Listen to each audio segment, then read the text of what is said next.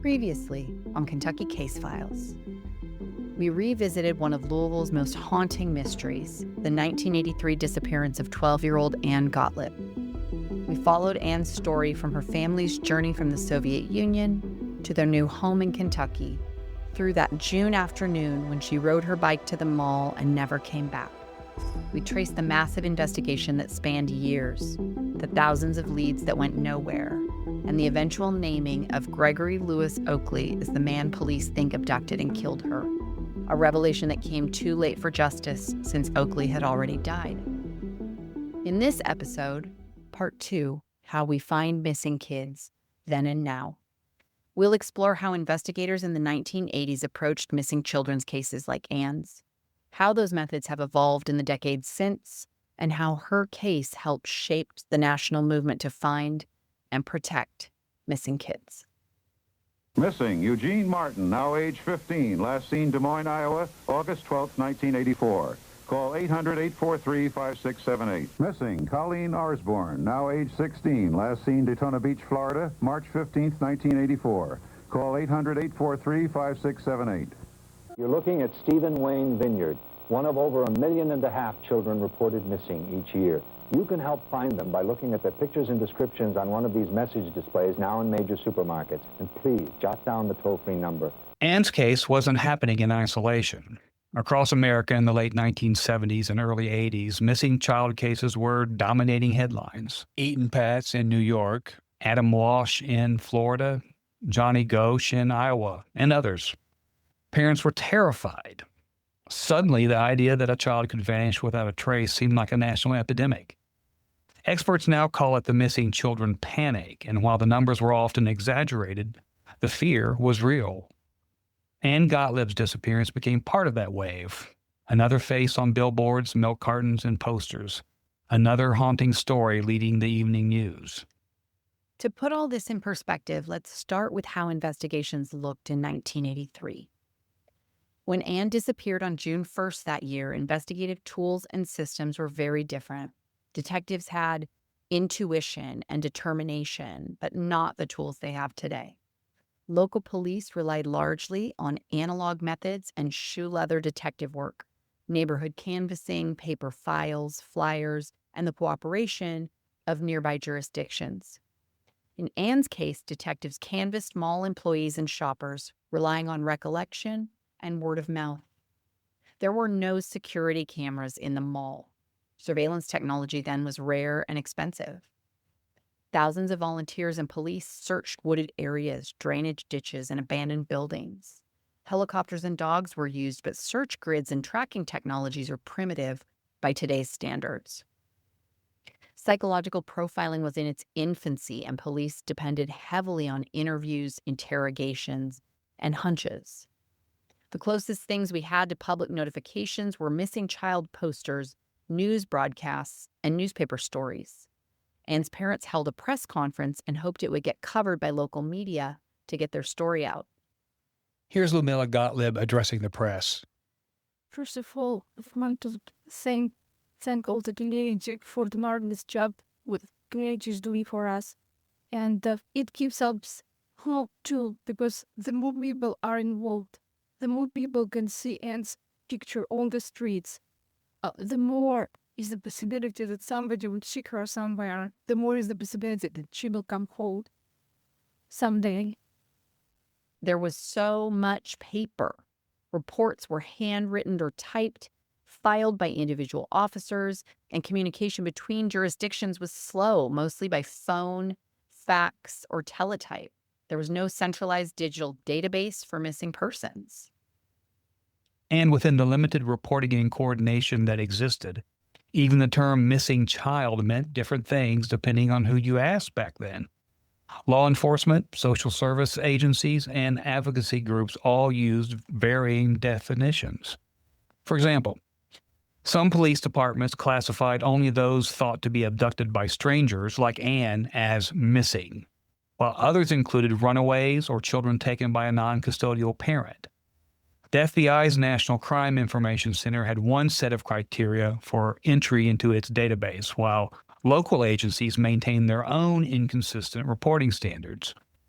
This lack of uniformity made it nearly impossible to get an accurate national count of missing children and contributed to delays in investigations, data sharing, and public awareness.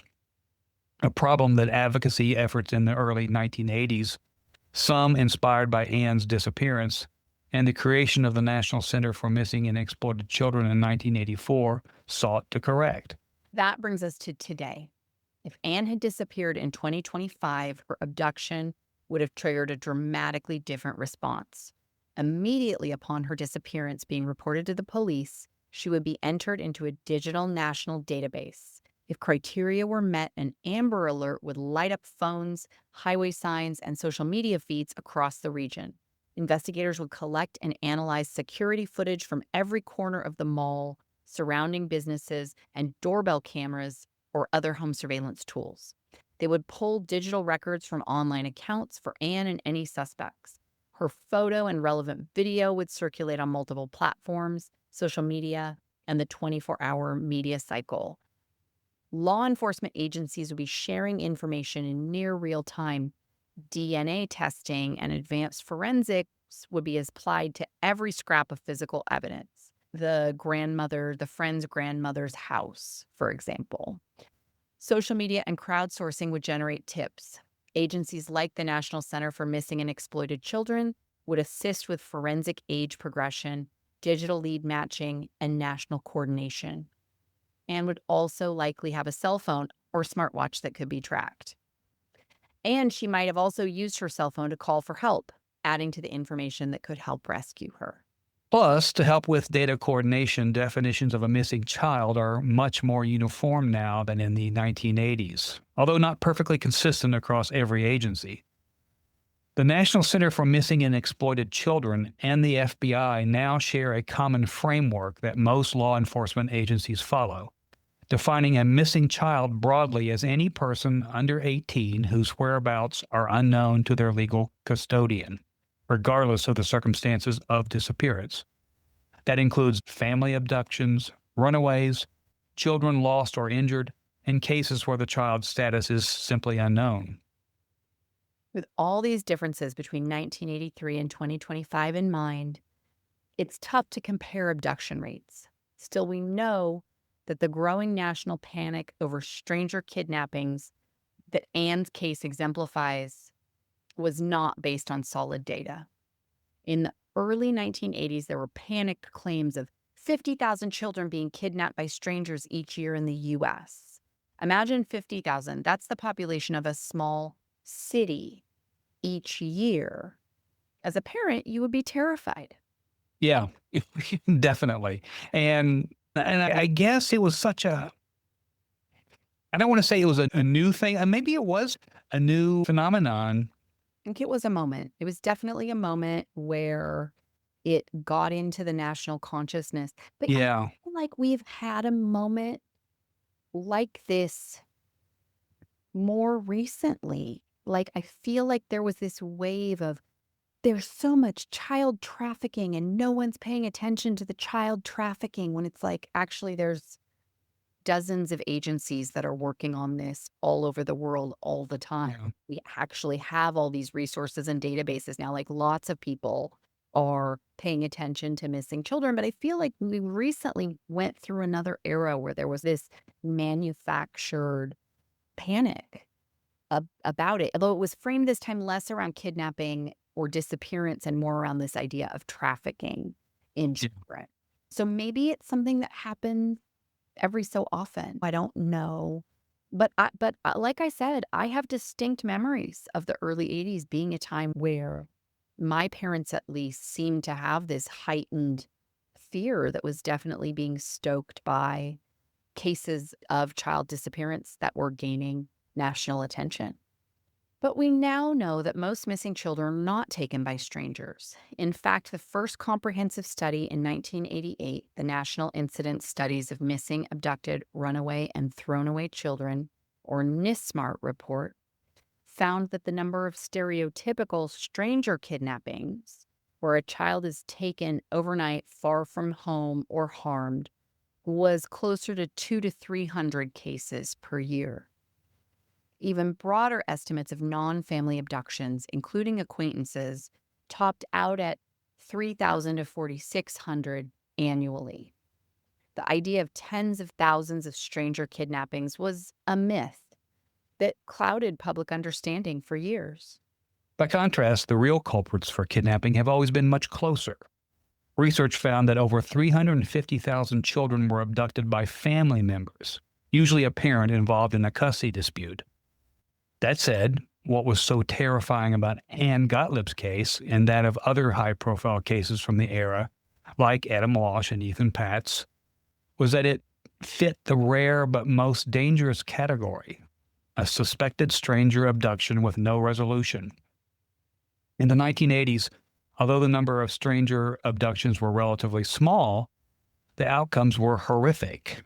About 40% of children taken in those stereotypical kidnappings were killed, and like Anne, a small percentage were never found. When cases like this make the news, even though they are rare, you can see how they can set off a panic. Today, the overall numbers haven't changed dramatically, but luckily the outcomes have. Stranger abductions still occur at roughly the same rare rate, about 100 to 150 cases per year, according to NISMART. But over 90% of those children are now recovered alive. The fatality rate has dropped to around 8% thanks to modernizing systems, greater public awareness, and a host of factors. We've mentioned it a couple of times, but we haven't really explained the National Center for Missing and Exploited Children, or NCMEC, which came about as a result of Anne's disappearance and that of others. The legacy of her tragedy is that it helped bring national attention to the issue of missing children and contributed to the passage of the Missing Children's Assistance Act in 1984, which established the NCMEC. It is a national clearinghouse for information on missing and exploited children. It provided resources, support, and coordination for law enforcement agencies, families, and communities. It also helps raise awareness about child abductions and exploitation, advocating for legislative changes and improved systems to protect children and assist in recovery efforts. Besides the database, the NCMEC offers numerous resources for missing children cases, including a 24/7 hotline for reporting missing children, emotional support, guidance, and resources to families, creation and distribution of posters of missing children, and training for law enforcement, educators, and communities. On the local level, Anne's case also prompted the formation of ECHO, the Exploited Children's Help Organization, which provides support for families of abused or missing children in Greater Louisville. Their services include education and prevention programs, emotional support, awareness campaigns, collaboration with law enforcement, and memorial services for honoring missing children, providing a space for families to gather and remember loved ones.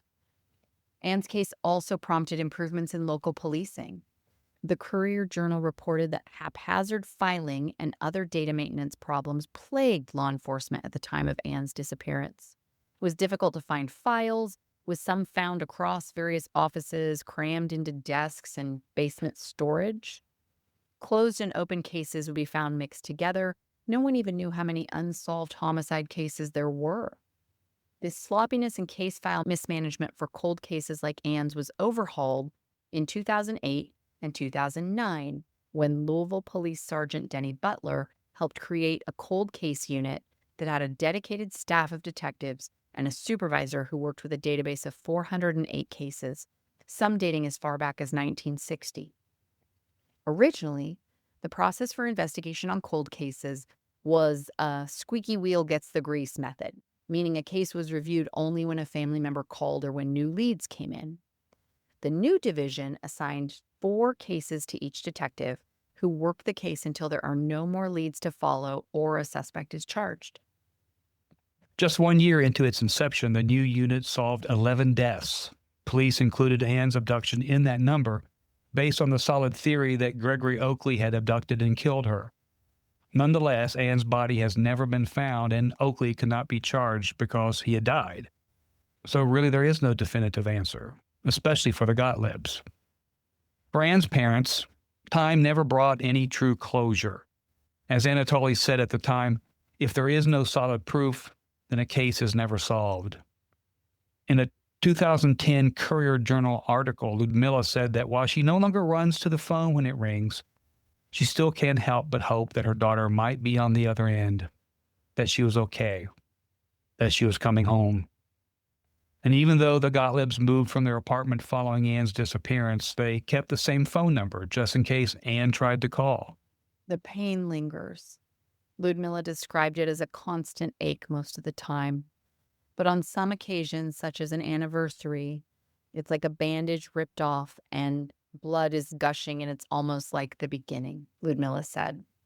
Ludmila said she kept the last birthday card Anne made for her, which read in Russian, "I wish you health and happiness."